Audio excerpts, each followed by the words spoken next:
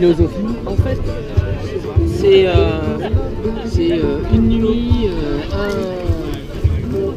je dirais un rassemblement, plus une excuse pour rassembler aussi bien les athlètes Europe, quasiment tous ont répondu, donc ça c'est plutôt pas mal. Et puis en même temps, joindre un peu l'utile à l'agréable avec de la musique, avec un petit mot, avec du film tout à l'heure, mais juste une nuit. Donc toi tu connais la région, d'après ce que j'ai compris. Oui, en fait j'ai vécu pas très loin d'ici pendant 6 ans. Et puis auparavant j'ai habité donc, dans le secteur du côté de Nice, Nice, Cannes. Et j'ai travaillé pendant quelques années aussi du côté de Tours. Donc c'est des secteurs qui ont été pour moi importants parce que j'ai gagné mes premières courses à étapes ici. D'accord. Le Trail du Verdon, l'ancienne version du Trail du Verdon, qui était sur 3 jours. Et puis la première édition, j'ai gagné aussi la première édition de l'Ultra du Verdon. Donc voilà. C'est tes premières courses? Non, pas mes premières courses, parce que j'ai commencé en 2000 et ça c'était plutôt 2005, 2006. C'était plutôt dans ces années-là.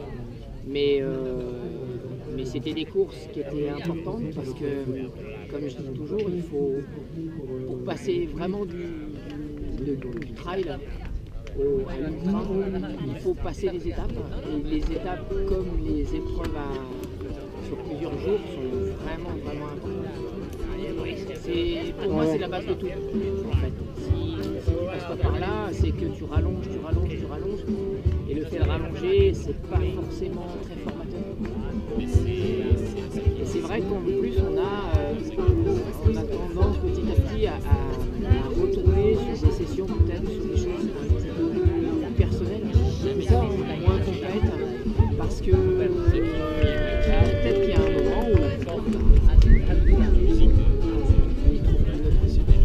ouais, mais certains athlètes, voilà, restent dans la compète, je pense que c'est leur la journée, traverser dans la station centrale, un peu tout bien avec cœur, et il reste, il va s'aligner sur la diagonale des filles, voilà, donc on voit qu'il y en a plusieurs qui ont fait leur petit truc, faire ces aspirations-là. Moi j'ai des projets qui sont en cours, en fait. J'ai des choses qui sont sur le point d'aboutir. Souvent avec des amis, ça démarre très souvent comme ça, avec des amis avec qui on discute le soir au coin d'une table,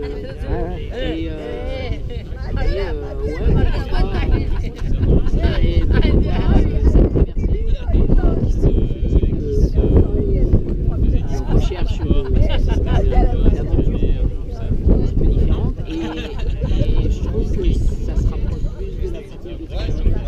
Ouais, c'est pour ça, on voit. Pascal Blanc, là, qui a traversé tous les Alpes. J'ai été l'assister sur ouais, j'ai vu quelques images. quelques kilomètres. Maintenant, il y a plein de choses qui sont en cours. Et ce qu'il y a d'intéressant, c'est que c'est pas de la course au record. Non, mais c'est ça, c'est qu'on a l'impression que les athlètes ne se laissent pas aspirer par la compète qui va être en haut de l'affiche, etc. Et même s'il y en a. Hein. Être en haut de l'affiche, c'est bien un temps. Et puis après, ça doit pas être un objectif, ça doit être une conséquence. Là-dessus, il faut rester assez lucide. Parce que si on cherche à rester absolument en haut de l'affiche, forcément à un moment on va faire des mauvais choix ou des erreurs qui vont faire que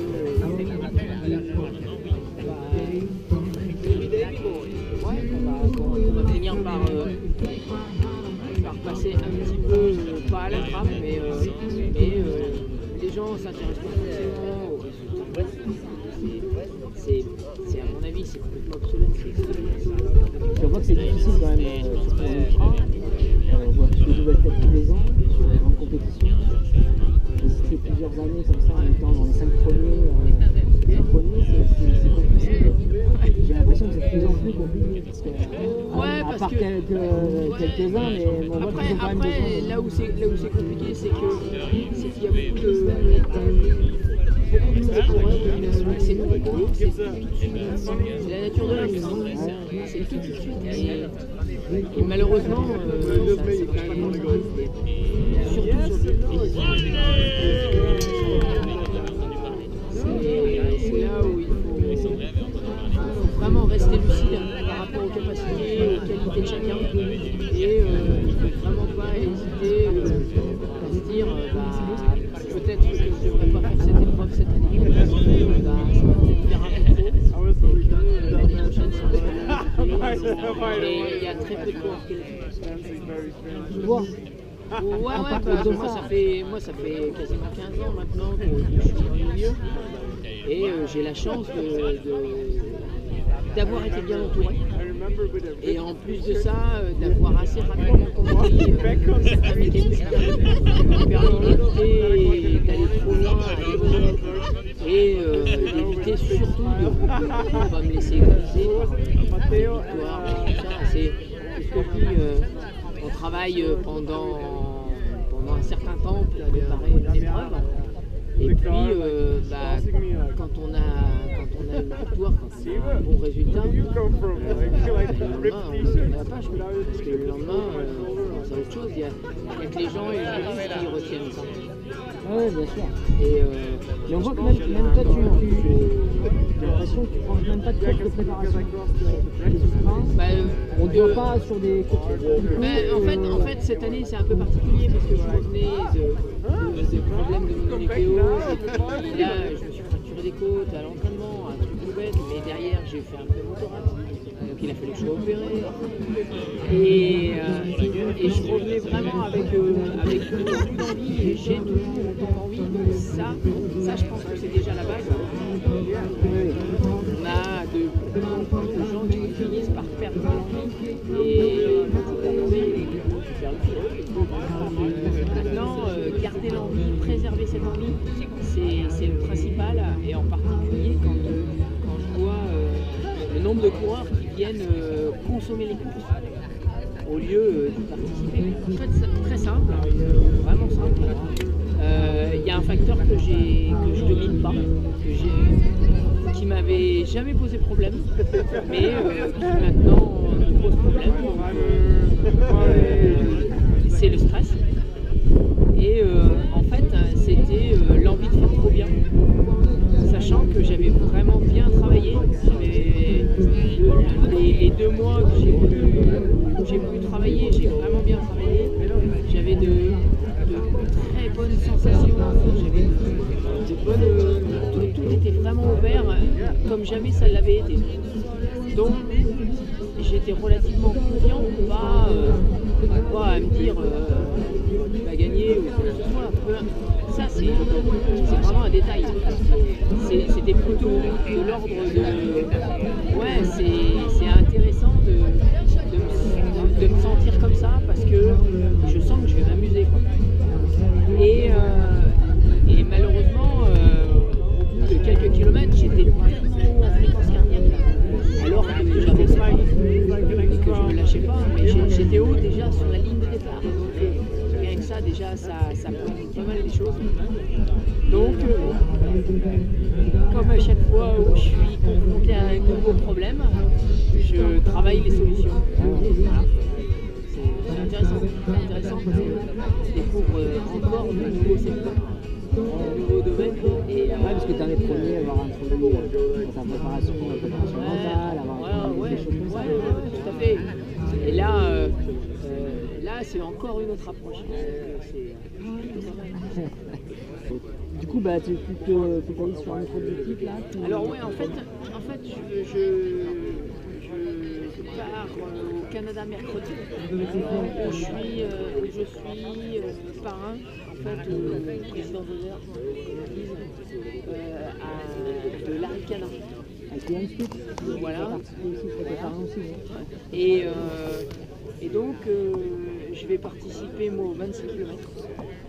Parce que sur les autres épreuves, malheureusement, c'est plutôt course américaine.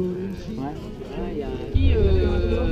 En fait, le challenge, ça va être de faire la course le samedi, de reprendre l'avion le lundi pour aller faire le Mont Fuji. Donc je vais au Mont Fuji pour faire Esquirail, le demi-parcours. Et vraiment dans l'optique de voilà, je fais une course de fin de saison et j'aime énormément le Japon. Pour moi, je pense qu'ils ont plein de choses à apprendre à beaucoup de gens. Puis je pense que le niveau alimentaire, c'est la vie. Oui, Burna, ouais. Tu peux parler un peu, c'est la cécitone. Ouais, tout à fait. C'est mémoire de forme, voilà, exactement, la mémoire de forme. Et puis c'est vraiment un produit qui est incroyable. J'ai été bluffé dès le départ avec en fait une mise en place qui est relativement simple. Et lorsque la mise en place est faite, on les coupe à 2-3 cm de la sortie et on peut faire absolument n'importe quoi, ne bouge pas. Et il n'y a pas besoin de les resserrer en descente, il n'y a pas besoin de les desserrer en montée. Enfin, c'est plutôt intéressant parce que ça permet vraiment d'avoir un changement de chaussure hyper simple, super rapide. Voilà, justement sur les produits, donc chez North Face, il faut une bonne maison. Et est-ce que toi tu interviens un peu dans la conception? Alors moi j'interviens, j'ai conçu ça, grande partie. J'ai dessiné les photos. Et puis l'histoire de ces concours en fait c'est tout simple, hein. C'est une patte de bouquetin. D'accord. C'est une trace de bouquetin dans la neige. Et puis bon, ils ont fait aventure, tout est quand même.